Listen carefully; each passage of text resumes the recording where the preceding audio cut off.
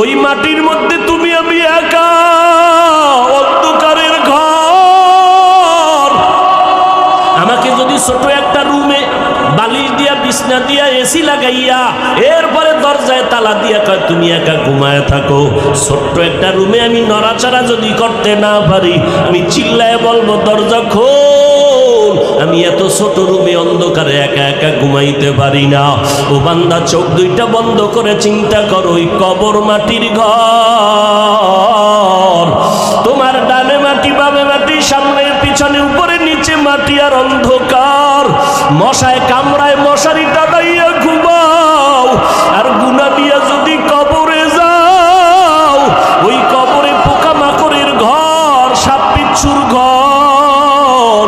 বলো বাবা, ওই কবরের মধ্যে তুমি মশারি কই পাইবা?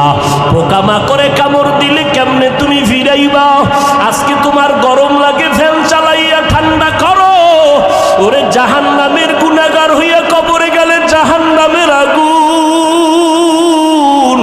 ওই জাহান্নামের আগুনের গরম তুমি কেমনে সহ্য করবারে যুবক?